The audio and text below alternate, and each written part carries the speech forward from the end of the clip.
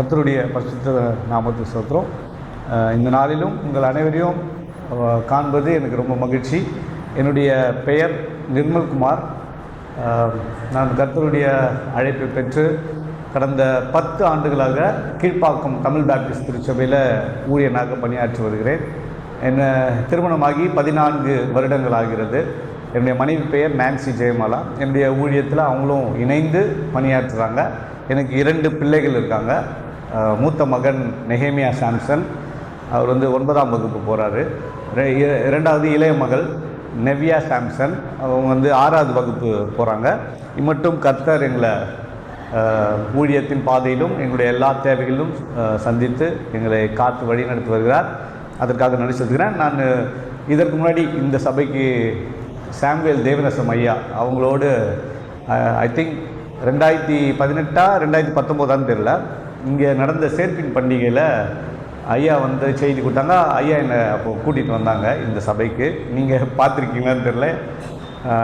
அப்போ மீண்டுமாய் ஐயா இன்றைக்கி அருண் பிலிப் ஐயா அழைத்த போது எனக்கு ரொம்ப சந்தோஷமாக இருந்தது. இந்த சபையை சந்திப்பதிலும் இந்த விபிஎஸ் பணிகளை செய்வதிலும் எனக்கு ரொம்ப மகிழ்ச்சி.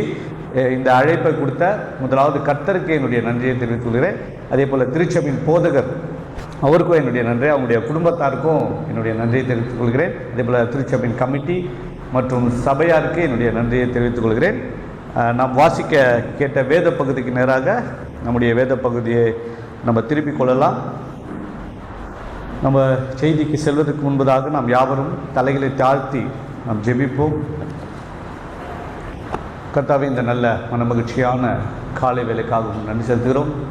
பாவிகளாகிய எங்களை உம்முடைய குமாரனுடைய இரத்தத்தினாலே மீட்டெடுத்து தகுதியற்ற எங்களை ஆண்டவரே உம்முடைய சன்னிதானத்திலே உம்முடைய குமாரனுடைய இரத்தத்தினாலே நீர் அந்த ஸ்லாக்கியத்தை எங்களுக்கு தந்து உம்மை தொழுது கொள்ளவும் உம்மை துதிக்கவும் ஆண்டவரே உம்மோடு உறவு கொள்ளவும் கொடுத்த இந்த மாபெரும் ஸ்லாக்கியத்துக்காக நன்றி செலுத்துகிறோம். இந்த மாபெரும் ஸ்லாக்கியத்தை நாங்கள் அசட்டை செய்கிறவர்களாய் ஆண்டவரே நாங்கள் நிர்விசாரமாய் ஆண்டவரே நாங்கள் அசட்டையாய் அமர்ந்திராதபடிக்கு பயத்துடனே நடுக்கத்துடனே உம்முடைய ஆராதனையில் நாங்கள் கலந்து கொள்ள நீர் எங்களுக்கு கிருபை செய்யுங்க. ஆண்டவரே உம்முடைய நாமத்தை மகிமைப்படுத்துகிற இந்த ஆராதனையில் ஆண்டவரே இந்த ஆராதனையை அங்கீகரிக்க முடியாது இருக்கிற எங்களுடைய பாவங்கள், குற்றங்கள், மேட்டிமைகள் ஆண்டவரே எல்லா விதமான அசுத்தங்களையும் நீக்கி உமக்கு உகந்தமான பாத்திரமாக எங்களை நீர் வளைந்து கொள்ள முடியாது நாங்கள் ஜெபிக்கிறோம். ஆண்டவரே குறைவுள்ள எங்களை நீர் நிறைவாக்கி இந்த ஆராதனையை நீர் அங்கீகரித்து ஆசீர்வதிக்கும்படியாக நாங்கள் ஜெபிக்கிறோம்.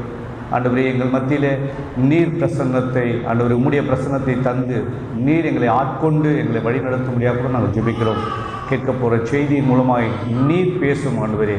நீர் எங்களுடைய வாழ்க்கையில் மாற்ற விரும்புகிற, உயிர்ப்பிக்க விரும்புகிற காரியங்களை ஆண்டவரே நீர் வல்லமையாய் நடப்பிக்கும்படியாக உம்முடைய வசனத்தின் மூலமாய் எங்களை உணர்த்தும்படியாக பரிசுத்த ஆவியானவர் மூலமாய் எங்களை ஆண்டவரே நீர் உணர்த்தி உம்முடைய குமாரனுடைய சாயல் கோப்பாய் எங்களை நீர் மறுரூபமாக்கும்படியாக நாங்கள் ஜெபிக்கிறோம். மீதியான இந்த வேலையை உம்முடைய கருத்தில் ஒப்படைக்கிறோம். நீர் வழி நடத்துங்க. எல்லாவற்றும் இயேசு கிறிஸ்து மூலம் ஜெபங்களை எடுக்கிறோம் எங்கள் நல்ல பிதாவே, ஆமென். இந்த நாளிலும் நாம் வாசிக்க கேட்ட 1 சாமுவேல் 25ஆம் அதிகாரம் வசனங்கள் 1 முதல் 20 தான் வாசிக்க சொன்னேன். ஆனால் 1 முதல் அந்த ஃபுல் அதிகாரம் தான் நான் உங்களோடு பகிர்ந்து கொள்ள போகிறேன். ரொம்ப நேரம் படிக்கிறது கஷ்டமாக இருக்கும். ஆனாலும் அந்த தங்கச்சி அழகாக வாசித்தாங்க, பிழை இல்லாமல் அழகாக வாசித்தாங்க. பட் நம்ம அந்த முழு அதிகாரத்தை தான் நம்ம இன்றைக்கி நம்ம பார்க்க போகிறோம். என்ன தலைப்பின் கீழே நம்ம பார்க்க போகிறோம்னு பார்த்திங்கன்னா, கடவுளின் அல்லது கர்த்தரின் தடுத்தாட்கொள்ளும் கிருபை. சரிங்களா? அதாவது கடவுளின் தடுத்தாட்கொள்ளும் கிருபை, இர்ரெசிஸ்டபிள் கிரேஸ்ன்னு சொல்லுவாங்க. என்ன டாக்டரின் இது? இது ஒரு வேத சத்தியம். நம்ம பேப்டிஸ்ட் சபைன்னு சொல்கிறோம்.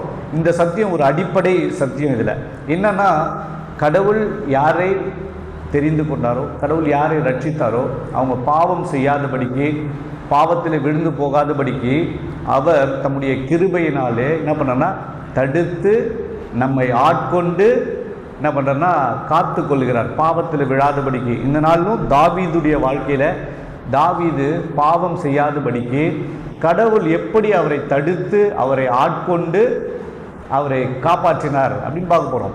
அதையே நம்மளுடைய வாழ்க்கையில் நம்ம பார்க்க போகிறோம். நம்மளுடைய வாழ்க்கையில் அநேக வேளையில் கடவுள் நம்ம வந்து பாவத்தில் விழாதபடிக்கு அவருடைய கிருபையினாலே தாங்குகிறார்.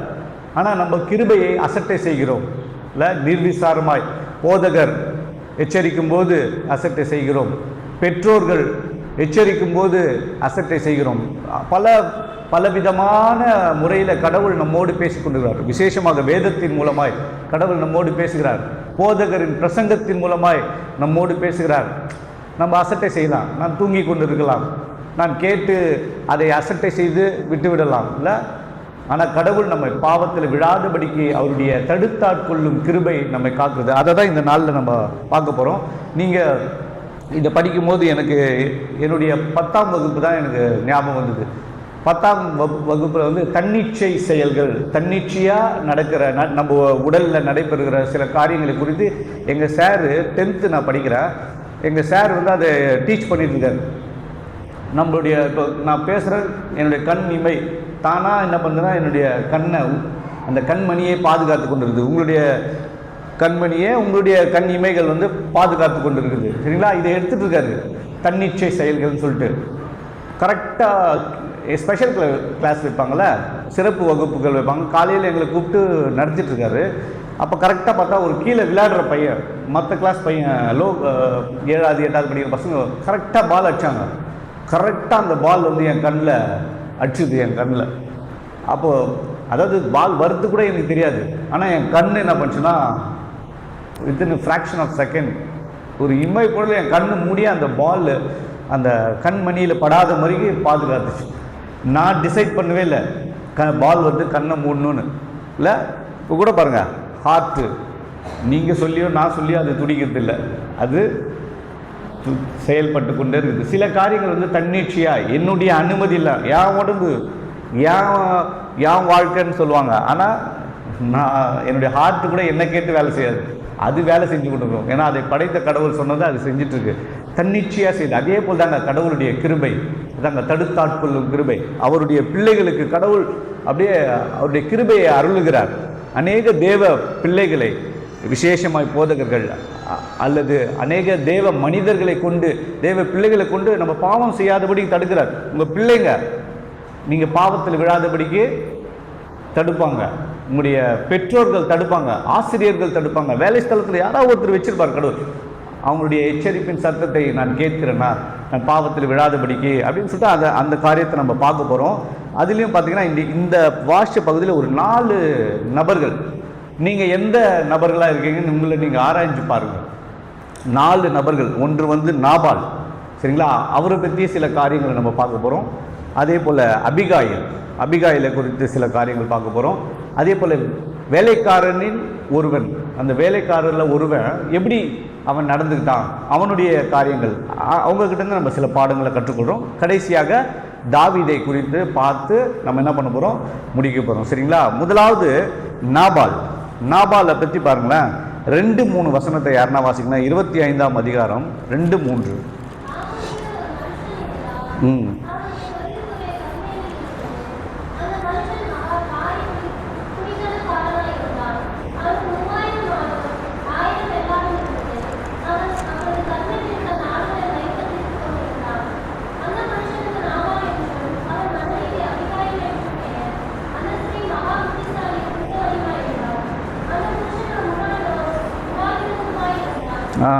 முதல்ல அவன் வந்து செல்வந்தன், ரொம்ப பணக்காரனாக இருந்தான்.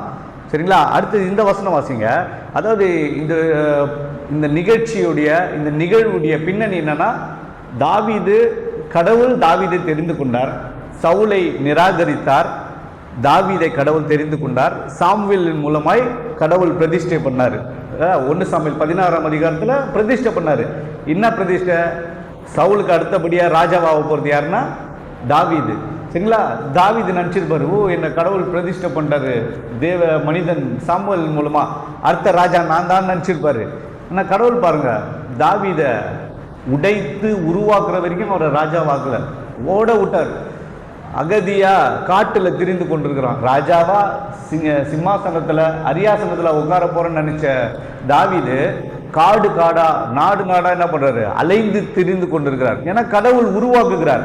இந்த மேன்மையான ராஜசனத்தில் உட்காரும்போது நான் தாழ்மையாக இருக்கணும்னா என்னுடைய இருதயம் உடைக்கப்படணும். என்னுடைய பெருமை உடைக்கப்படணும். யாரை கடவுள் உயர்த்துவார்னா தன்னுடைய இருதயத்தில் தாழ்மை உள்ளவனை. இல்லை, அந்த தாழ்மை சும்மா ஒரு நாளில் வராது. மரம் எப்படி ஒரே நாளில் வளராதோ அதே போல் தாழ்மை, அது தெய்வீக பண்பு. தாழ்மை, அன்பு, இச்சை அடக்கம் எல்லாமே தெய்வீக பண்பு, அதாவது டிவைன் குவாலிட்டிஸ். ஒரு நாளில் வளராது. கடவுள் தம்முடைய பிள்ளைகளை சிற்சையின் பாதையில் வழிநடத்துகிறார். தாவீது அப்படி தான் துரத்தப்பட்டிருக்கார். அப்படி துரத்தப்பட்டு ஒரு இடத்துல இருக்கும் போது அப்போது இந்த நாபாலுடைய வேலைக்காரங்கள்லாம் மேய்ப்பர்கள் ஆடு மேய்ச்சி கொண்டிருக்கிறாங்க. அப்போயும் தாவீதுடைய ஆட்கள், தாவீதை பின்பற்றி வந்த ஒரு 600 பேர் இருக்காங்க. அவங்க எல்லாம் இவங்களுக்கு என்ன பண்ணுறாங்க, பாதுகாப்பு கொடுக்குறாங்க. அவங்களுடைய ஆடுகள் எதுவும் தொலைஞ்சு போல, திருடப்படல, இவங்க ஒரு பாதுகாப்பை அவங்களுக்கு கொடுக்குறாங்க. இவ்வளோ நன்மை செஞ்சுருக்காரு தாவீது. தாவீது என்ன பண்ணுறாரு, ஒரு ஹெல்ப்பு கேட்க போகிறார் இந்த நாபால் கிட்ட.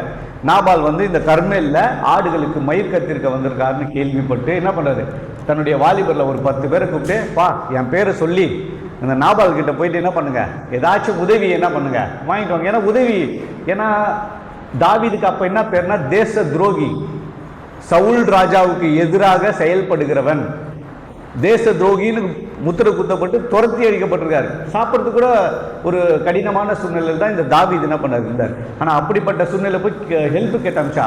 இப்போ பாருங்கள், இந்த நாபாலை பாருங்கள், இவங்க எவ்வளோ பெரிய செல்வந்தன், எவ்வளோ பெரிய தொழில்துறை கர்மேலில் இவருக்கு இருக்குது. இப்போ ஒரு உதவி உங்ககிட்டயோ என்கிட்டயோ கேட்க வரும்போது நம்ம எப்படி நடந்துக்கணும்னு பாருங்கள். இவர் எப்படி நடந்துக்கிட்டா பாருங்களேன், அவருடைய பேச்சை பார்க்கலாம். நீங்கள் எப்படி பைபிள் வாசிக்கிறீங்கன்னு அந்த 10ஆம் வசனம் வாசிங்க. நாபால், இப்போ அந்த வாலிபர் தாவீது சொன்ன மாதிரி சொல்லிட்டாங்க. இப்போ நாபாலுடைய ரிப்ளை, அவருடைய மறுத்திரம் எப்படி இருக்கு பாருங்களேன்.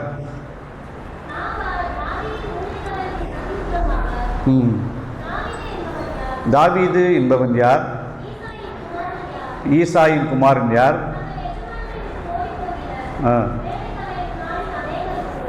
இப்படி படித்தா ரொம்ப நல்ல ஒரு மாதிரி இருக்கு. ஆனால் அவங்களுடைய வேலைக்காரர் இவர் எப்படி பேசியிருப்பாருன்னு ஒரு ஸ்டேட்மெண்ட் கொடுக்குறாரு பாருங்க. 14ஆம் வசனம் கடைசி பகுதியை வாசிங்களேன். அவர்கள் பேரில் சீறினார். சீறினார்னா என்ன அர்த்தம், எப்படி பேசியிருப்பாருன்னு பாருங்க. இப்போ இதுவே வேற மாதிரி நான் படிச்சு காட்டுறேன் பாருங்க. அதாவது நம்ம சென்னை பாஷையில் பேசணும்னா, அதாவது யாரா தாவீது, யாரா ஈசாயின் குமாரன், தங்களுடைய எஜமான்களை விட்டு ஓடி போகிற யாரா இவங்களாம், உங்களுக்கு புரியுதா அந்த டோன்? அவர் எப்படி பேசியிருப்பாருன்னு புரியுதா? யார் தாவீதின் குமாரன் அப்படின்லாம் அவர் கேட்கல. யாரா அவன், யாரா தாவீது, யாரா அவன் ஈசாய், அவங்க அப்பா பேர் ஈசாய், தாவீதுடைய அப்பா பேர் யாரா ஈசாயின் மகன், இவன் யாரு, தன் எஜமானை விட்டு ஓடி போறோம்னா யாரு, துரோகிடா அவன். சவுல் ராஜாவுக்கு விரோதமாய் கலகம் பண்ணி ஓடின துரோகி அவன், ஒரு ஆளுன்னு அவனுக்காக என்கிட்ட இது கேட்குறீங்களா உதவி? அடுத்த வசனம் படிங்களா, 11.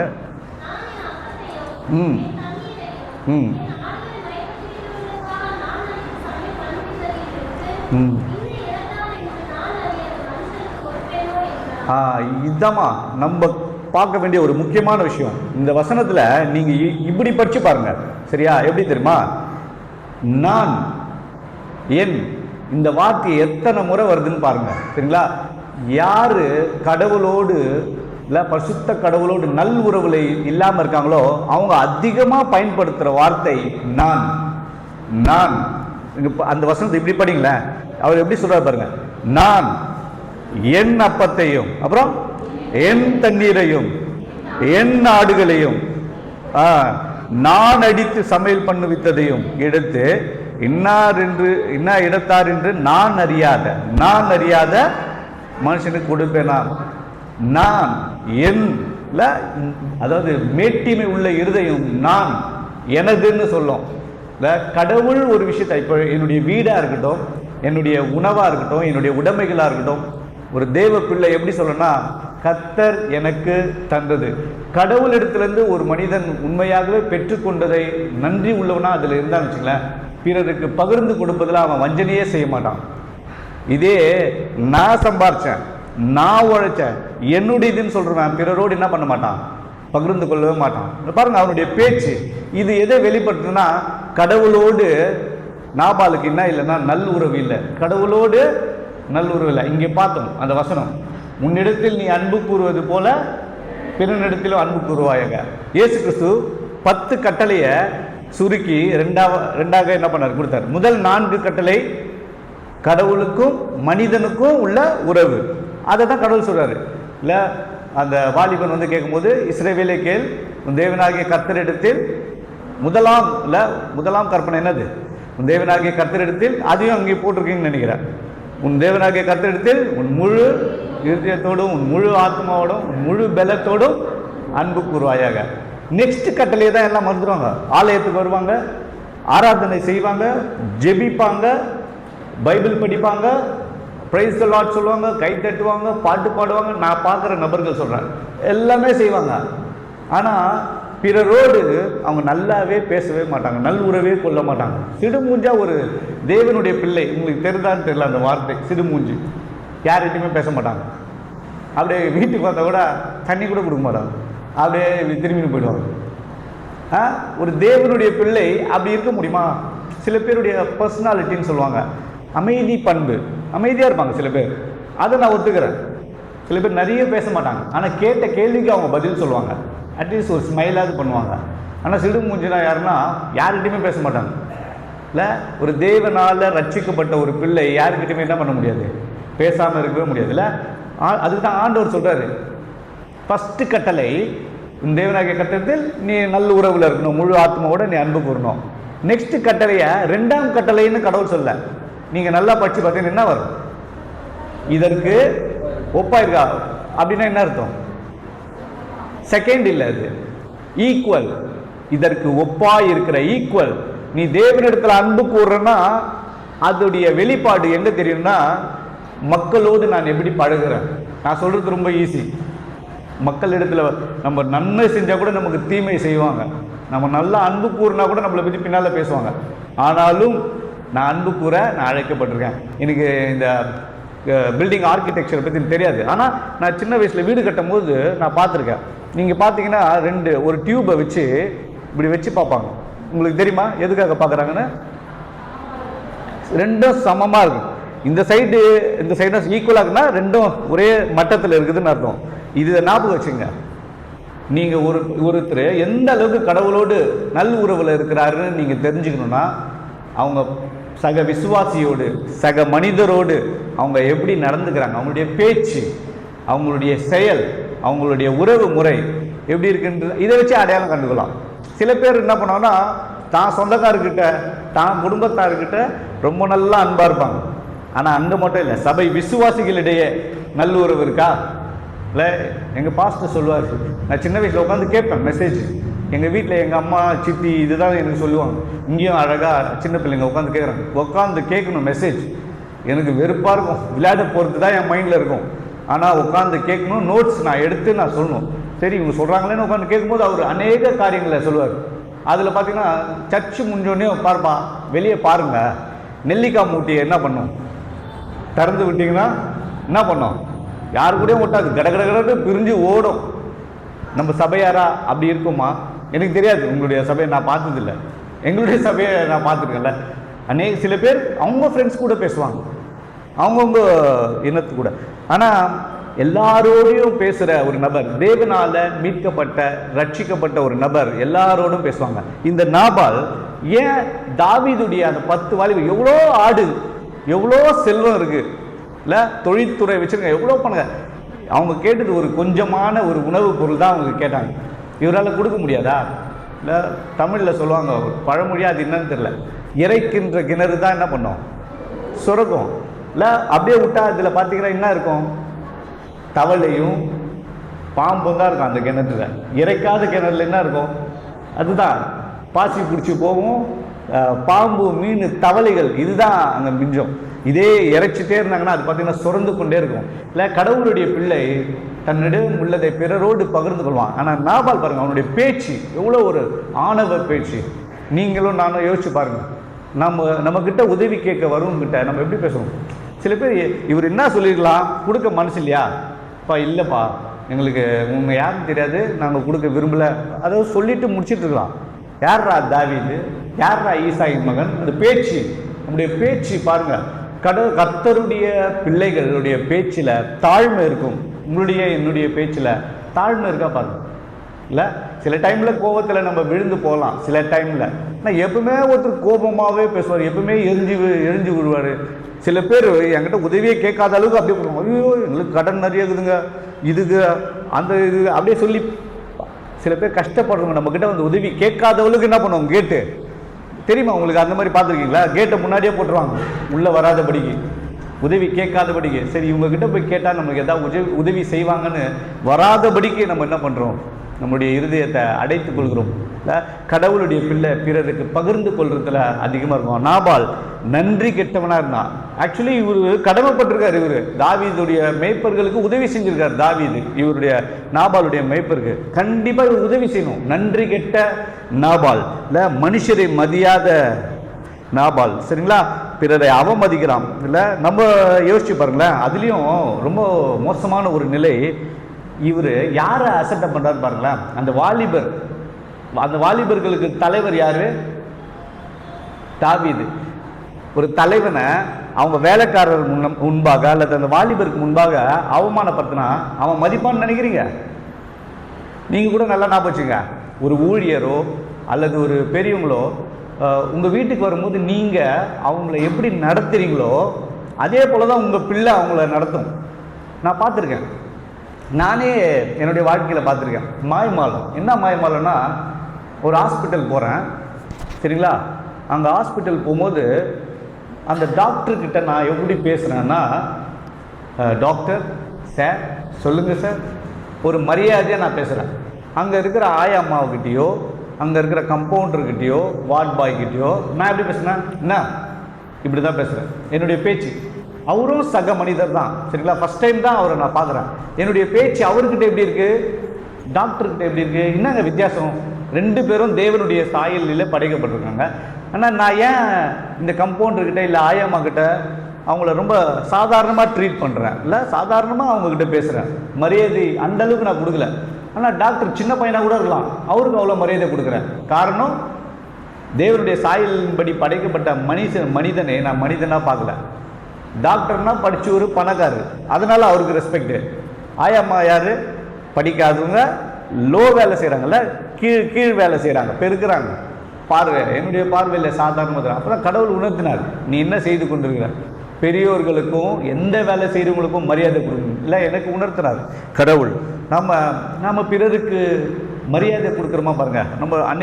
நம்மில் அநேகர் பெரிய போதகர் வந்தால் மரியாதை கொடுப்போம், இல்லை சாதாரணமான நபர் வந்தால் நம்ம மரியாதை கொடுப்போமா? அல்லது ஒரு பணக்காரர் வந்தால் நம்ம மரியாதை கொடுக்குறோம், ஒரு ஏழ்மை நிலையில் இருக்கிற ஒரு நபர் வந்தால் மரியாதை கொடுக்கணும். நீங்கள் யோசிச்சு பாருங்க, உங்களை சிந்திச்சு பாருங்கள். நானே என் இருதயம் என்னை ஏமாந்துச்சு. நான் எல்லாருக்கும் நான் பெரியவங்களுக்கெல்லாம் மரியாதை கொடுக்குறேன் நான் என்ன நினச்சிட்டு இருந்தேன். அப்போ தான் கடவுள் உணர்த்தினார், நீ இவங்களுக்கு இப்படி மரியாதை கொடுக்குற, உயர்ந்தவங்களுக்கு இப்படி மரியாதை கொடுக்குறீப்பா.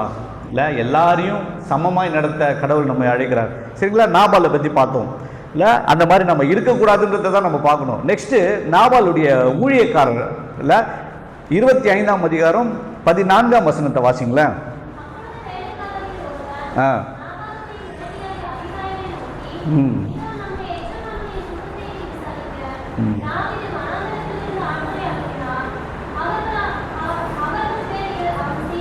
பாருங்களேன், இந்த வேலைக்காரரில் ஒருவன் ரொம்ப ஞானமாக நடந்துக்கிறாரு. என்ன ஞானம்?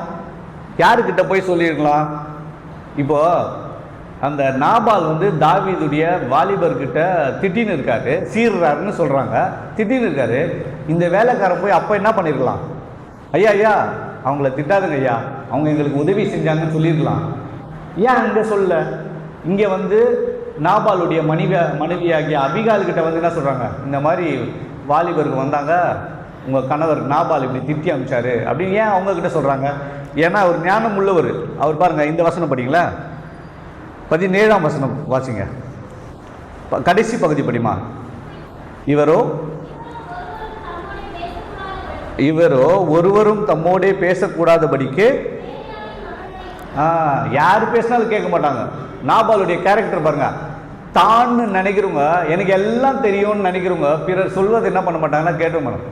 எனக்கு எதுவும் நீ உபதேசம்லாம் பண்ணாத, எனக்கு எல்லாம் தெரியும், இல்லை ஒரு தாழ்மை உள்ள மனிதன் எந்த நபரிடத்திலும் சிறு பிள்ளையிடத்திலும் கற்றுக்கொள்ள அவன் தாழ்மை உள்ளவனாக இருப்பான். இல்லை அதாங்க தாழ்மை, அந்த தெய்வீக பண்பு. எனக்கு கற்றுக்கொள்ளுகிற இருதயம் இருக்கான்னு பாருங்க. இவர் சொல்றாரு, இந்த வேலைக்காரர் ஒருவன், இவர் யார் சொன்னாலும் என்ன பண்ண மாட்டாரு, கேட்க மாட்டாரு. இவர்கிட்ட போய் என்ன சொல்றது, அந்த வேலைக்காரர் என்ன பண்றான், நன்றி உள்ளவனா இருந்தான்.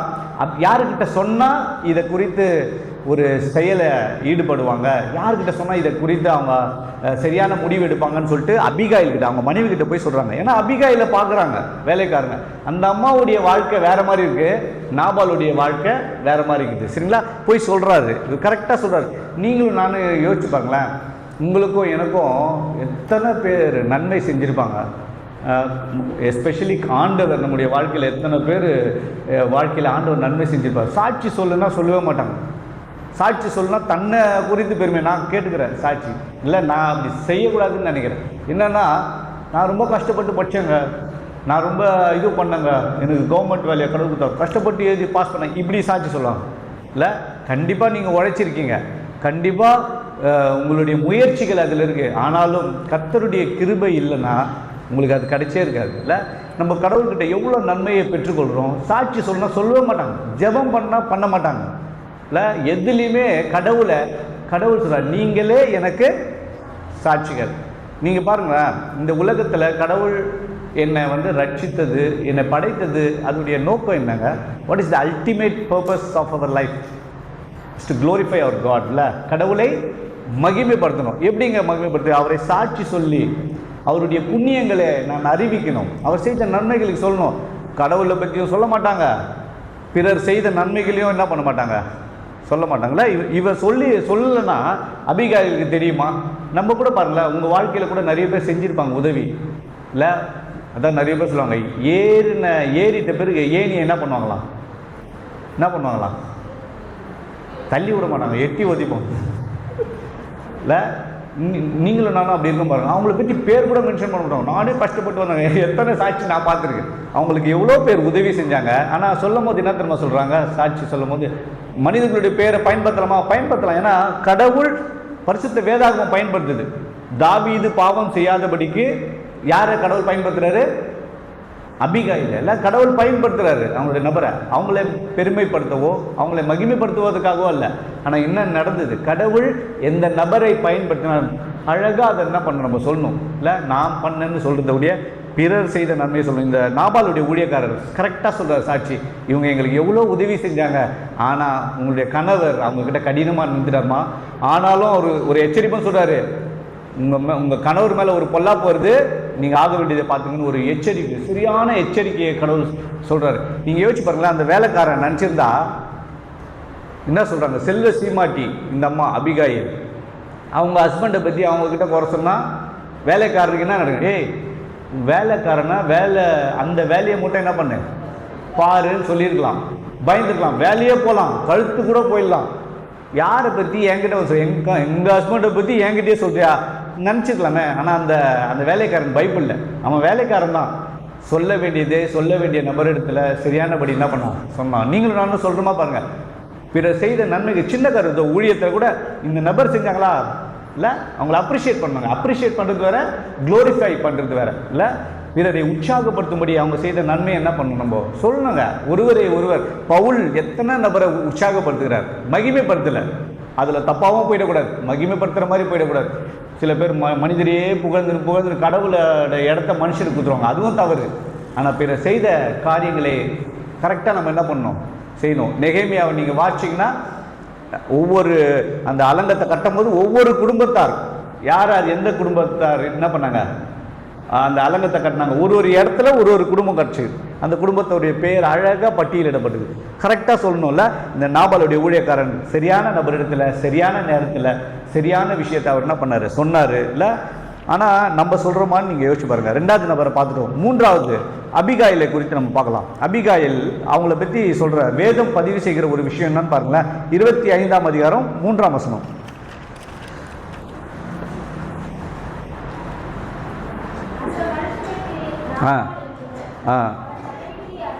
அந்த மனைவிக்கு அபிகாயில் என்றும் பெயர். பாருங்களேன், வேதாகமம் இதை ஒரு ஸ்பெசிஃபிக்காக பதிவு செய்து. அந்த ஸ்திரீ ரூபவதியும் அழகானவங்க, அதே டைமில் மகா புத்திசாலி. புத்திசாலின்னு கூட சொல்ல, மகா புத்திசாலி. சரிங்களா? இது வந்து ரேர் காம்பினேஷன் சொல்லுவாங்க. இல்லை, உலக ரீதியாக சொல்லணும்னா நிறைய பேர் அழகாக இருப்பாங்க, ஆனால் அறிவில் கொஞ்சம் குறைவாக இருப்பாங்க. சில பேர் அறிவாக இருப்பாங்க, அழகில் கொஞ்சம் குறைவாக இருப்பாங்க. ஆனால் ரெண்டுமே இருக்கிற ஒரு நபர் இல்லை, யாருன்னா இந்த அபிகாயில். ஏன் மகா புத்திசாலி? அழகுன்றது கூட பெரிய விஷயம் இல்லை, ஆனால் அவங்க மகா புத்திசாலின்னு ஏன் கடவுள் இங்கே பதிவு செஞ்சுக்கிறார்? என்ன குணநலங்கள் அவங்கக்கிட்ட இருந்தது, அதை நம்ம பார்க்கலாம். நீங்களும் நானும் இப்போ அபிகாயில் பெண்ணாக இருந்தாலும் அவங்கக்கிட்ட இருந்தும் நம்ம என்ன பண்ணோம், நிறைய காரியங்களை கற்றுக்கொள்ளணும். சரிங்களா? என்ன காரியம்? அவங்க ஏன் மகா புத்திசாலி அப்படின்னு வேதம் சொல்லுதுன்னா, முதல் பாருங்களேன், she is a good listener. அவங்க வந்து செவி கொடுக்குற ஒரு நபராக இருந்தாங்க.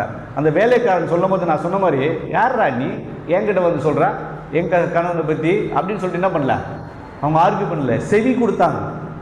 இதே அதுலேயும் எஸ்பெஷலி குழந்தைங்க தப்பு பண்ணிச்சுன்னு சொல்லிட்டு அவங்க அம்மாங்க கிட்ட போய் சொன்னால், அப்பாங்க கிட்ட சொன்னால் அவங்க சட்டை பண்ணவே மாட்டாங்கன்னு வச்சுங்க. அம்மாங்க கிட்ட சொன்னால் எப்படி இருக்கும்? என் புள்ளையா, என் புள்ளெல்லாம் அது மாதிரிலாம் செய்ய மாட்டான். உன் பிள்ளை என்ன செஞ்சான்னு நீ என்ன பண்ண, அவனை முதல் விசாரி. நான் ஏன் இது சொல்கிறேன்னா, இது அப்படியே நான் பார்த்துன்னுக்கிறேன். என்னுடைய சரௌண்டிங் சரி, எங்கள் வீட்லேயும் சரி, தான் பிள்ளையை எந்த தாய் விட்டு கொடுப்பாங்கல்ல தப்பு பண்ண கூட, என் பிள்ளைலாம் அந்த விஷயத்தை என்ன பண்ண மாட்டான், ஒருபோதும் செய்ய மாட்டாங்கல்ல. தாய்மார் எந்த தாய் விட்டு கொடுப்பாங்க. ஆனால் அது சரியில்லை இல்லை. ஒரு தாய் தன் பிள்ளை தப்பு செஞ்சிச்சுன்னா அது தப்புன்னு நான் ஒத்துக்கணும். அதுதான் தெய்வீக குணத்தில் அந்த பிள்ளை, அந்த பெண் இருக்காங்கிறதுக்கான அடையாளம். சரிங்களா? இந்த அம்மா என்ன தெரியுமா சொன்னாங்க, என் புருஷன் அப்படிலாம் செய்யலைன்னுலாம் சொல்ல, ஷி அக்செப்டட். இல்லை, நீங்கள் நிறைய கவுன்சிலிங், நாங்கள் எங்ககிட்ட நிறைய பேரண்ட்ஸு எங்ககிட்ட வந்து, ஐயா நீங்கள் வந்து என் மகன்கிட்ட பேசுங்க, என் மகன்கிட்ட பேசுங்க, என் வார்த்தைக்கு கீழ்ப்படியவே மாட்டுறான் அப்படின்னு சொல்லிட்டு பேச சொல்லுவாங்க. என்னன்னா அந்த பையன்கிட்டயோ அந்த பொண்ணுக்கிட்டே பேசினா, சின்ன வயசுலேருந்து அந்த அம்மாவும் அவங்க அப்பாவும் அந்த பிள்ளைங்கக்கிட்ட என்ன பண்ணுறதே இல்லை, பேசுறதே இல்லை. இப்போ இவங்க பேசினா அவன் எப்படி கேட்பான் இல்லை? அதே டைமில் ஒரு போதகரோ அல்லது தாய் தகப்பன் அடிக்கும் போதோ இல்லை தாய் கண்டிக்கும் போதோ சில டைமில் கணவன் தடுத்துருவாங்க. தாத்தா பாட்டி கண்டிக்கும் போதோ என் பிள்ளைய யாரும் என்ன பண்ணக்கூடாது, கண்டிக்கக்கூடாது, கண்டிக்க விடாமல் தடுக்கிறோம் நம்ம. இது எப்படி தெரியுமா, சில டைமில் எங்களுக்கே தெரியும். சரிங்களா? எங்கே மிஸ்டேக் இருக்குதுன்னு நம்மளுக்கு தெரியும்ல. இப்போ நான் 3வது நபர், அந்த பிள்ளை ஒரு தவறு பண்ணும்போது அவங்க அம்மா கிட்ட சொன்னால் என்ன பண்ணுவாங்க, யாருக்கிட்ட உதவி செய்கிற மாதிரி தெரியுமா? இது சிறுத்தை குட்டிக்கு அடிபட்டுச்சுன்னு வச்சுங்க, இல்லை புலி குட்டிக்கு அடிபட்டுச்சுன்னா நீங்களும் நானும் போய் உதவி செஞ்சால் புலி என்ன பண்ணணும்னு நினைக்கிறீங்க? பீறி போட்டு. அந்த மாதிரி தான் நிறைய பேர் பீறி போட்டு உதவி தான் செய்ய போகிறோம். ஆனால் அந்த புலிக்கோ அந்த சிறுத்தைக்கோ என்ன தெரியல, அந்த தாய் சிறுத்தைக்கு நம்ம பிள்ளைக்கு இவங்க உதவி செய்கிறாங்கன்னு தெரியல, என்ன பண்ணுது, இது ஏதோ தீமை செய்கிறாங்க நம்ம பிள்ளைக்குன்னு சொல்லிட்டு பீறி போட்டுறோம். நிறைய வேலைகளை நம்ம கூட அப்படி தான் செய்யணும். பிறர் போதகர் சொல்வதையோ பெரியோர்கள் சொல்வதையோ நான் காது கொடுத்து கேட்கவே மாட்டேன். என் பிள்ளை அப்படிலாம் செய்யாது, என் கணவர் அப்படிலாம் செய்ய மாட்டாங்க, எங்கள் அம்மா அப்படிலாம் சொல்ல மாட்டாங்க, எங்கள் அப்பா அப்படிலாம் செய்ய மாட்டாங்க. தப்புன்னா தப்புன்னு ஒத்துக்கக்கூடிய இருதயம் நமக்கு என்ன பண்ணணும், வேணும். அது தேவனுடைய பரிசுத்த ஆவியானவர் தான் அதை கொடுக்க முடியும். உங்களுக்கு இருக்கா பாருங்க, லிசன் இல்லை, பொறுமையாக ஆமாம் அவங்க சொல்கிறத நான் கேட்டு நான் என்ன பண்ணோம், முடிவெட்டாங்க. சொன்னதையும் அவங்க நம்பினாங்க. வேலைக்காரன் சொல்கிறான் இதெல்லாம் ஒரு பேச்சுன்னு நம்ம கேட்டுக்கணுமான்னு அப்படி இல்லை. உடனே என்ன பண்ணுறாங்க, அடுத்த வசனம் பாருங்களா, 18. ம் ம் ம்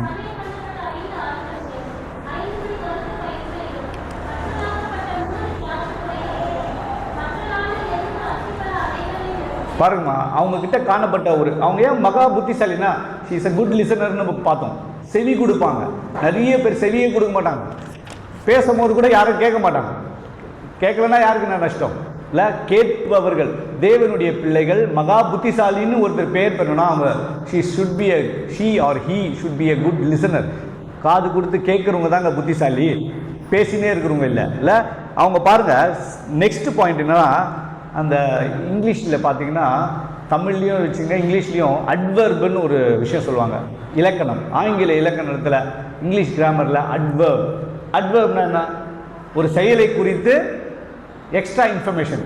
அவங்க செஞ்சாங்க, வற்றலான அடைகளை ஆடுகளை எல்லாத்தையும் எடுத்தாங்க. எப்படி எடுத்தாங்க அந்த வேர்டை படிங்களேன். அப்பொழுது அபிகாயில் தீவிரமாய், சரிங்களா, தீவிரமாய். திருப்பி பாருங்களேன், 23ஆம் வசனம் படிங்களேன். சும்மா சோம்பேறி கிடையாது அவங்க.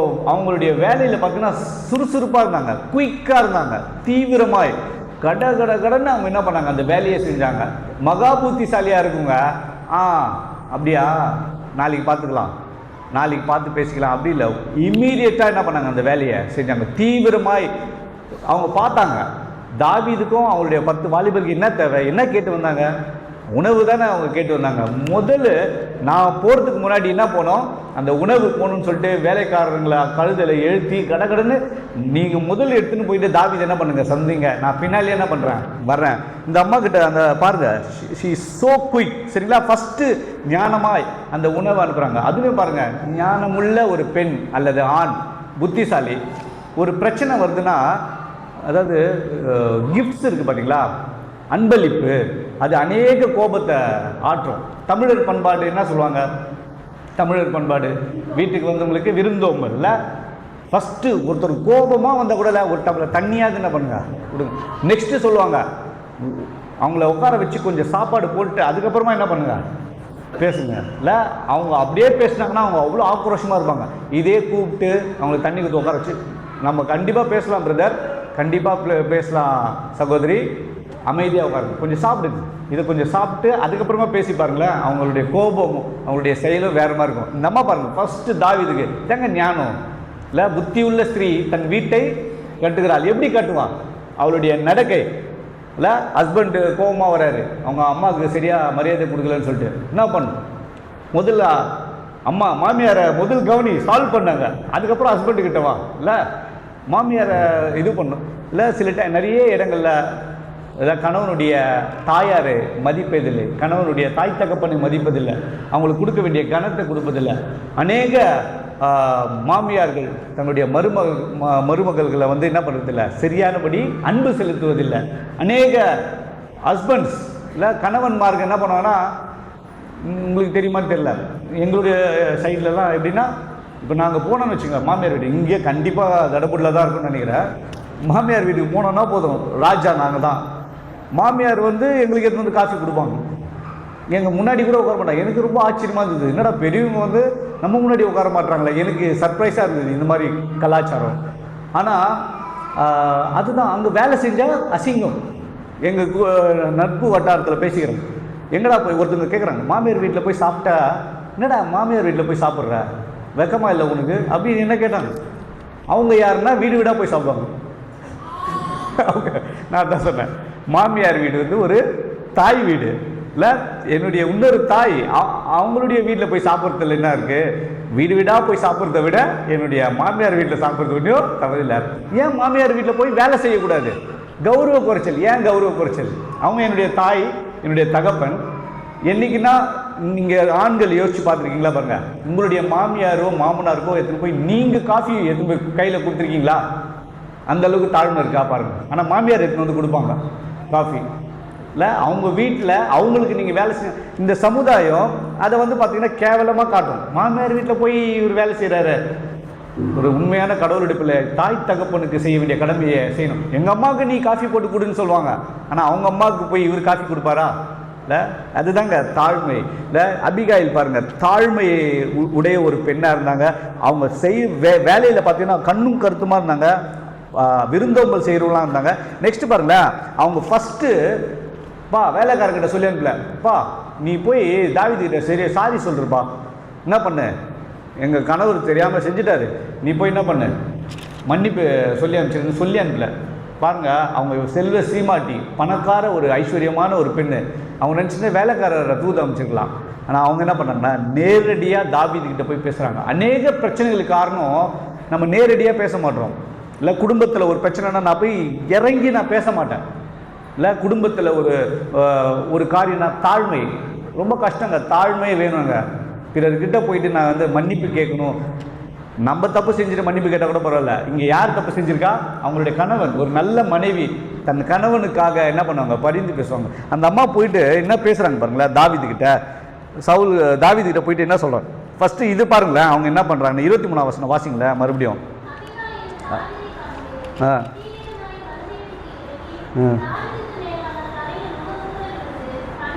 அதாங்க தாழ்மை, முகம் குப்புற விழுந்து பணிந்து. இத்தனைக்கு நீங்கள் பார்த்தீங்கன்னா தாவீது ராஜாவாக இன்னும் ஆகல, துரோகி மாதிரி. நிறைய டைமில் பார்த்தீங்கன்னா மக்கள் ஒரு உயர்ந்த பதவியில் வந்த பிறகு அவருக்கு நல்லா ஐஸ் வைப்பாங்க, அவங்களுக்கு கொடுக்க வேண்டிய கனத்தையும் மரியாதையும் எல்லாம் கொடுப்பாங்க. ஆனால் தாவீது இப்போ ராஜாவாகல, அவ்வாறான்னு அவருக்கே தெரியாது. அப்படி தான் இருக்குது சூழ்நிலை. பிரதிஷ்டை பண்ணப்பட்டார் ராஜாவாக, சாமுவேல் மூலமாக பிரதிஷ்டை பண்ணப்பட்டார். ஆனால் சூழ்நிலைகள் பார்த்தா அவர் ராஜாவாக ஆகிற மாதிரி எந்த வித அடையாளமும் இல்லை. ஆனால் இந்த பெண் கர்த்தருடைய வார்த்தையை இவ விசுவாசிச்சாங்க. இந்த அபிகாய் தாங்க இந்த பெண்ணுக்கிட்ட மகா புத்திசாலி யாருன்னா, கர்த்தருடைய வாக்குத்தத்தங்களை விசுவாசிக்கின்ற ஒரு பெண்.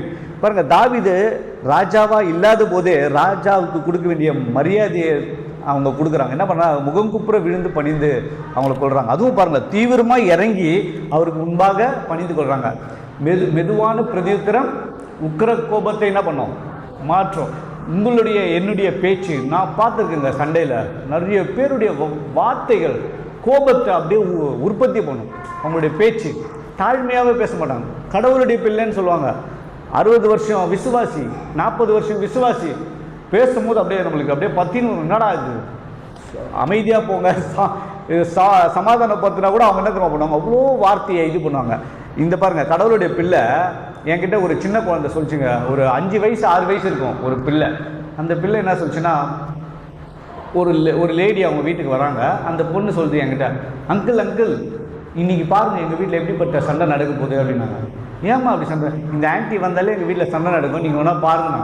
அந்த குழந்தை சொன்ன மாதிரியே சரியான சண்டைங்க அவங்க வீட்டில். அப்போ பாருங்கள் அந்த ஆன்ட்டி எவ்வளோ பவர்ஃபுல் ஆன்ட்டியாக இருப்பாங்க. வந்தால் கொளுத்தி விட்டுனே இருப்பாங்க போல. எதுனா அவ்வளோ பிரச்சனை எல்லாம் சொல்லுவாங்கல்ல, அது ஆமை புகுந்த வீடுன்னு அந்த மாதிரி. பட் அவர் சொன்ன ஆமை வேற. சில பேர் பிசாசுடைய பிள்ளைகள் ஒருவருடைய வீட்டில் போச்சுன்னா, சாத்தானுடைய பிள்ளைங்கன்னா போச்சுங்க, நீங்கள் ஒரு வீட்டுக்கு போயிட்டு அந்த இடத்துல சமாதானம் இல்லாமல் நல்லா இருக்க குடும்பம் பிரியுதுன்னு வச்சுங்க, பிசாசு உங்களோடு என்ன பண்ணுறான், இருக்கிறான் பிசாசு இல்லை. நீங்கள் நல்லா என்ன போச்சுங்க, மத்தேயு 5ஆம் அதிகாரத்தில் என்ன சொல்கிறாங்க, சமாதானம் பண்ணுகிறவர்கள் பாக்கியவான்கள், அவர்கள் தேவனுடைய கடவுளுடைய பிள்ளை. எங்கே போதோ பிரிஞ்சு இருக்கிற 2 பேர் சேருவாங்க, சமாதானம் பண்ணுவாங்க. இல்லை இந்த அம்மா பாருங்க, ஐயா அவர் மேலே கோபம் கொள்ளாதீங்க. அந்த வசனத்தை படிங்களேன். அந்த அம்மா பாருங்க, அவங்க கணவர் இத்தனைக்கு நல்ல கணவர் கூட இல்லை, முரடன், மோசமானவன், குடிகாரன், அயோக்கியன், ஒரு மோசமான கணவனுக்கு ஒரு ஒப்பற்ற மனைவியாய் இல்லை அந்த அம்மா எப்படி பேசுகிறாங்க பாருங்களேன். அந்த வசனம் படிமா. என் ஆண்டவன் என்ன வார்த்தை பாருங்க, என் ஆண்டவன் எவ்வளோ, ஆண்டவனா த லார்ட் சொல்கிறாங்க, ஒரு மாஸ்டர் மரியாதையை கொடுக்குறாங்க. ம் ம் ம் ம் ம் ம் ம்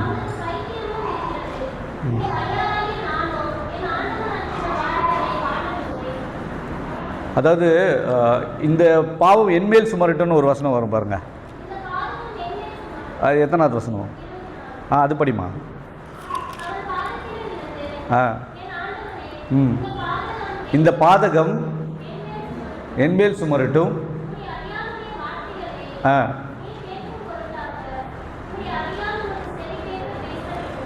இந்த பாதகம் என்மேல் சுமரட்டும். ஒரு வீட்டில் போகும்போது உங்கள் கணவர் எப்போங்க வருவார்னு கேட்டால், அவன் வருவான் ஒரு 5 மணிக்கு. நாங்கள் யாரை பற்றி சொல்கிறாங்க, உங்கள் பையனை கேட்கலங்க, உங்கள் கணவர் பற்றி அவங்க சொல்கிறாங்க, அவனை தான் சொல்கிறேன்னு. இந்த மாதிரி மரியாதை கொடுக்குற மாதிரி தெரில. உங்கள் வீட்டிலலாம் உங்கள் கணவர் பேர் கூட நீங்கள் சொல்ல மாட்டீங்க, நான் நம்புகிறேன். இல்லை அந்த அம்மா இங்கே சென்னையில் இப்படி ஒரு கலாச்சாரம் ஓடிக்கொண்டு இருக்கு. நல்ல மரியாதை கொடுப்பாங்க நீங்கள் வந்தீங்கன்னா, சரியா? இந்த அம்மா பாருங்கள், அவங்க இவரை எவ்வளோ மரியாதையாக ஹானர், கடவுளுடைய பிள்ளையுடைய பேச்சில் ஒரு ஹானருங்கள. யாருங்க, நாபால் ஒரு ஒரு மோசமான நபர் தான். ஆனாலும் அந்த நபருக்காக போய் என்ன பண்ணுறாங்க, பரிந்து பேசுகிறாங்க. தாவீது இன்னும் ராஜாவாகல, ஆனால் அவர்கிட்ட போய் என்ன பண்ணுறாங்க, மரியாதையாக பேசுகிறாங்க. இல்லை, அவருடைய பாதகம் என்மேல் சுமட்ட. எந்த மனைவி அப்படி சொல்லுவாங்களா? ஒரு நல்ல மனைவி இல்லை, நல்லவனுக்காக சொல்லுவாங்க. எங்கள் கணவர் ரொம்ப நல்லவருங்க, அவர் இது பண்ணாலும் என் மேலே வரணும். ஆனால் துரோகி, மோசமான குடிகார, இந்த மாதிரி ஒரு கணவனை மதிப்பாங்களா? அதுதாங்க உங்களுக்கும் எனக்கும் இதாங்க டெஸ்ட்டு. ஒரு அம்மா சொன்னாங்க, அவங்களுடைய சாட்சியில் ஒரு மறிச்சிட்டாங்க. அவங்களுடைய வீட்டில் இருக்கிற ஒருத்தவங்க சொன்னாங்க, அந்த 80 வயசு தாயாரை குறித்து ஒரு சாட்சி சொன்னாங்க. என்ன சாட்சினா, ஒரு புது பாஸ்டர் வந்தாராம். சரிங்களா? அந்த பாஸ்டர், அந்த அம்மா வந்து 80 வயசுனால ஆலயத்துக்கு போக முடியாது, வீட்டில் தானே இருப்பாங்க, அவங்களால நடக்க முடியாது, அதனால வீட்டில் இருப்பாங்களாம். அப்போது இந்த புது பாஸ்டருக்கு இந்த அம்மாவுடைய விசுவாசத்தை பற்றியும் தெரியல, அவங்கள யாரும் தெரியல. அந்த அம்மா போய் நடக்க முடியாமல் வந்து சோத்திரம் பாஸ்டர்னா, இவங்க சர்ச்சுக்கு வராதவங்க, இவங்களுக்கு என்ன பெரிய ரெஸ்பெக்ட் கொடுக்கணும்னு சொல்லிட்டு அவர் ரொம்ப மதிக்கலையாம், ரொம்ப ரெஸ்பெக்ட் பண்ணவே இல்லையாம். அவர் போய் கூப்பிட்றாங்க, அப்படின்னு சொல்லிட்டு அவர் போயிட்டு இருக்கிறாரு. அப்புறம் இவங்க பிள்ளைங்களுக்கெல்லாம் ஒரே கஷ்டம். அம்மா திருப்பி போய் சோத்திரம் பண்ணிக்கிறாங்க. அப்போ அவங்கக்கிட்ட சொல்லிக்கிறாங்க, அம்மா அந்த பாஸ்டர் தான் உங்களுக்கு மரியாதை கொடுக்க மாட்டாரு, நீங்கள் ஏன் அவர்கிட்ட போய் மரியாதையை கொடுக்குறீங்க திருப்பி அப்படின்றாங்க. அப்போது அந்த அம்மா சரிம்மா அப்படின்னு சொல்லிட்டு கேட்டுன்னு இருக்காங்க. திருப்பியும் பாஸ்டராக யாருன்னு தெரியல, அவங்க சொன்ன சாட்சி யாரோ ஒரு பெரிய ஆள். சரிங்களா? அப்போது திருப்பி வரும்போது திருப்பியும் அவங்க என்ன பண்ணிக்கிறாங்க, போய் சோத்திரம் சொல்லியிருக்காங்க, மரியாதை கொடுத்து வரவேற்றிருக்காங்க. அப்பயும் அவர் என்ன பண்ணல, அவங்கள சட்டை பண்ணல. அவங்க பிள்ளைங்களுக்கெல்லாம் ரொம்ப கோவம்மா, உங்களை அவர் மதிக்கவே மாட்டுறாரு, நீங்கள் எதுக்குமா அவர்கிட்ட போய் சோத்திரம் பண்ணுறீங்க, சோத்திரம் பண்ணாதீங்க, அவர் இனிமேல் வீட்டுக்கு வந்தால் நீங்கள் என்ன பண்ணக்கூடாது, சோத்திரம்லாம் பண்ணக்கூடாதுன்னு. அப்போ அந்த அம்மா ஒரு விஷயம் சொன்னாங்க, அதாங்க முதிர்ச்சியானுங்க, பெரியோர்கள்கிட்ட அதான் ஞானம். அதுலேயும் பெரியவங்களாக இருக்கிறதுனால ஞானம் வந்துடாது, அவங்க தேவனோடு உறவில் இருந்து வந்தாங்கன்னா அந்த நபருடைய வார்த்தைகள் மிக உன்னதமானது. அந்த அம்மா என்ன சொல்கிறாங்களா, அம்மா அந்த பாஸ்டரோ அந்த பெரிய நபர் வந்தார்ல, அவருக்கு நான் மரியாதை கொடுத்தல, சோத்திரம் பண்ணுது, அது நல்ல விஷயமா கெட்ட விஷயமானு கேட்டாங்க. நல்ல விஷயமா, நீங்கள் பண்ணது நல்ல விஷயம், கரெக்டு, நான் உங்களுக்கு மரியாதை கொடுத்தேன், அவங்க எனக்கு திருப்பி மரியாதை கொடுக்கல, அவர் பண்ணது கரெக்டான விஷயமா தப்பான விஷயமா? தப்பான விஷயமா அது, அவர் பண்ணது தப்பு. அப்போ நான் மாறணுமா, அவர் மாறணுமா? நல்ல விஷயம் செய்கிறவங்க மாறணுமா, கெட்ட விஷயம் செய்கிறவங்க மாறணுமா? நம்ம ஏமா மாற்றிக்கணும்? நான் தேவனுக்காக இந்த மரியாதையை நான் என்ன பண்ணேன், செஞ்சேன், நான் ஏமா மாறணும்? நிறைய டைமில் நீங்களும் நானும் இந்த விஷயத்தில் தான் மிஸ் ஆகிடுவோம் இல்லை. அவங்க மரியாதை கொடுத்தா நான் கொடுப்பேங்க, சோத்திரம் பண்ணால் நான் கொடுப்பேன், எனக்கு இன்விடேஷன் வச்சாங்கன்னா நான் வைப்பேன், எனக்கு மொய் வச்சாங்கன்னா நான் மொய் வைப்பேன். மொய் தான் நான் இந்த வேர்டு இங்கே அப்படி தானே யூஸ் பண்ணுறீங்க, மொய் கரெக்டாக எனக்கு வச்சாங்கன்னா வைப்பேன், எனக்கு இன்விடேஷன் வச்சாங்களா வைப்பேன். இல்லை, ஒரு கடவுளுடைய பிள்ளை உங்களை மதிக்காதவர்களை மதிக்க வழி நடத்தும். நீங்கள் மதிக்கிறீங்களா பாருங்கள். எங்களுடைய திருமணத்தில் ஒருத்தர் என்ன சொல்கிறது, நாங்கள் கூப்பிட்டு வரவே இல்லை, அதெல்லாம் வர முடியாது அப்படின்னாங்க. சரிங்களா? மறுபடியும் இன்னொரு மேரேஜ் ஆகும்போதும் நாங்கள் என்ன பண்ண தெரியுமா, அவங்க வரவே இல்லை ஒரு மேரேஜுக்கு. ஆனால் நாங்கள் திருப்பியும் போய் அவங்களை என்ன பண்ணோம், கணப்படுத்தோம், அதுக்கும் வரல. திருப்பியும் அவங்க எங்களுக்கு என்ன பண்ணாங்க, பல வருஷம் கழிச்சு எங்களுக்கு இன்விடேஷன் கொடுத்தாங்க. எங்கள் வீட்டில் என்ன தெரியுமா சொன்னாங்க, எங்கள் உறவினர்கள்லாம் நம்ம கூப்பிட்டு வரல, நம்ம என்ன பண்ணக்கூடாது, போகக்கூடாது. பழி வாங்கிறது ரொம்ப ஈஸிங்க. ஆனால் இல்லை, கடவுளுடைய பிள்ளை தேவனுடைய கிருபையினாலே உடைத்து உருவாக்கப்பட்ட அந்த தெய்வீக பண்புகள் நம்மளுடைய இருதயத்தில் இருக்குன்னு வச்சுக்கலாம். அந்த தெய்வீக பண்புகள் நாங்கள் டிஸ்பிளே பண்ணோம், காட்டணும். இதுதான் ஆப்பர்ச்சுனிட்டி. நான் என்ன பண்ண ஓகே, அப்போ நான் என்ன பண்ணுறேன், அவங்கக்கிட்ட போய் காமிச்சேன். அவங்களுக்கு என் முகத்தை பார்க்கவே முடியல. ஏன் தெரியுமா, இவங்க நம்ம தீமை செஞ்சோம், இவங்க நம்மளுக்கு என்ன பண்ணுறாங்க, நன்மை செய்கிறாங்கல்ல. அபிகாயில் பாருங்கள் எவ்வளோ ஒரு விஷயம். இன்னும் ஒரு 2 விஷயத்த சொல்லிவிட்டு நான் ஒரு 5 நிமிடத்தில் நான் முடிக்கிறேன், டைம் ஆயிடுச்சு. சரிங்களா? என்ன விஷயம்னா, அந்த அபிகாயில் கிட்ட காணப்பட்ட ஒரு விஷயம். அந்த அம்மா பாருங்களேன், அண்டர்லைன் பண்ணுறத மட்டும் நீங்கள் வேகமாக வாசிங்க. அந்த அம்மா எப்படி பேசுகிறாங்க பாருங்கள். 1 சாமுவேல் 25ஆம் அதிகாரம், நம்ம பைபிள்லேயே டார்க் பண்ணியிருக்கு பாருங்கள், அந்த வசனத்தை மட்டும் வாசிங்க. 26ஆம் அதிகாரம் வசனத்தில் கர்த்தர்னு அண்டர்லைன் போட்டுக்கலாம், அதை மட்டும் வாசிக்குமா. எங்கெங்கெல்லாம் கர்த்தர்னு வருதோ, கர்த்தர் உங்களுக்கு இடம் கொடுக்கவில்லை என்பதை அது அப்படியே வாங்க. 28க்கு வாங்க.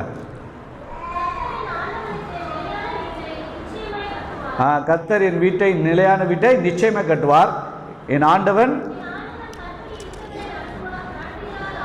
29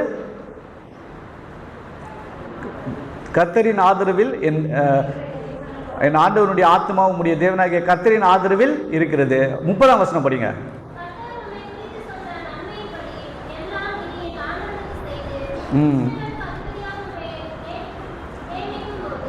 அப்படியே 31 கடைசி பகுதி வாமா.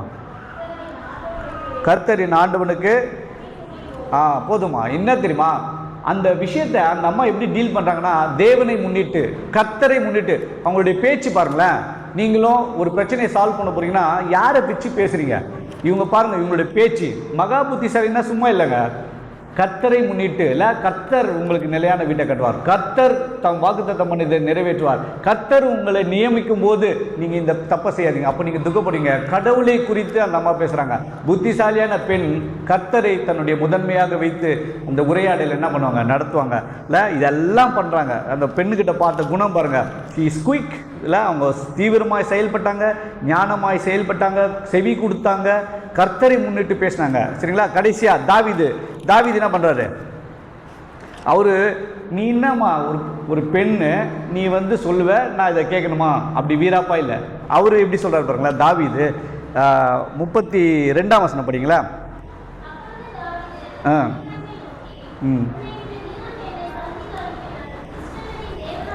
இதாங்க அந்த வார்த்தையை பாருங்களேன். உன்னை இன்றைக்கு என்னை சந்திக்க அனுப்பின இஸ்ரவேலின் தேவனாகிய கர்த்தர். அபிகாயில பாராட்டல. அபிகாயில் நீ தத்துட்டமா, இல்லைன்னா உங்க ஹஸ்பண்ட் காலிமா அப்படி சொல்ல. உன்னை என்னை சந்திக்க அனுப்பின கர்த்தர்ல, கர்த்தர் தான் அனுமதித்தார். உங்க வாழ்க்கையில நடக்கிற ஒவ்வொரு நன்மைக்கும் யார் காரணம்? கர்த்தர் இல்ல, அப்படி சொல்றாரா? அதே போல பாருங்க 39ஆம் வசனம் வாசிங்களா.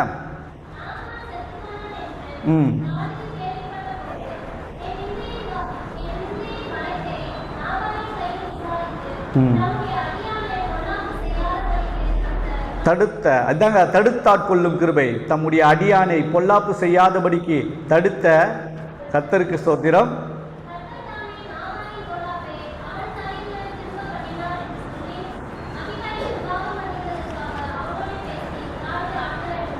இதாங்க கடவுளுடைய கிருபை. என்னன்னா, நாம பாவம் செய்யாதபடிக்கு கடவுள் என்ன பண்ணுவாரு?